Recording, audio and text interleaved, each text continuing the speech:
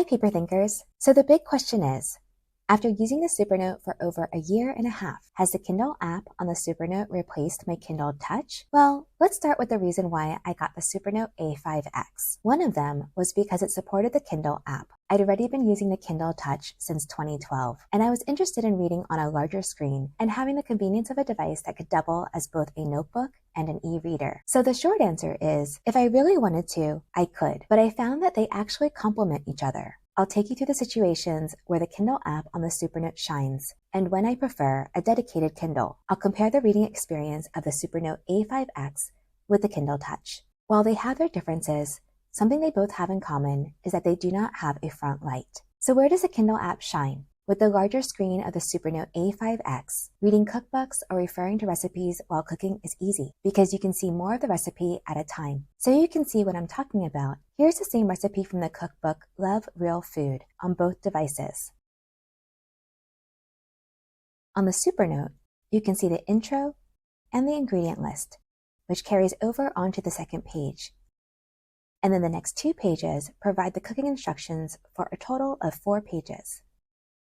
On the Kindle Touch, the intro takes up the first page, with the next 4 pages listing the ingredients, and the next 5 pages providing the cooking instructions, for a total of 10 pages.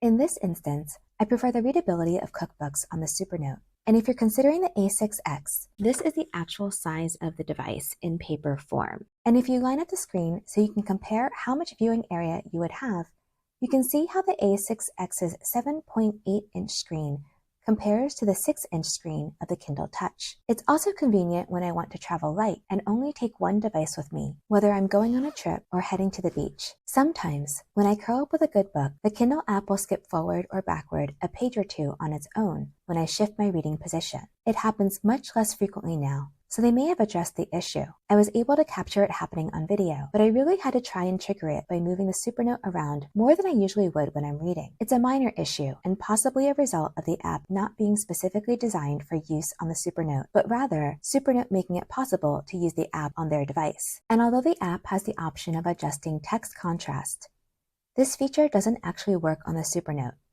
probably for the same reason.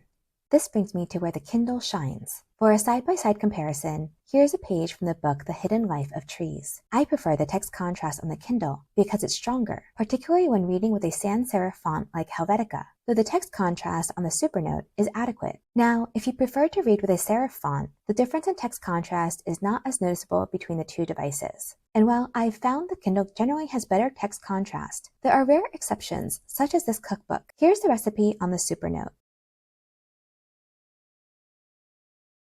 And here's the recipe on the Kindle.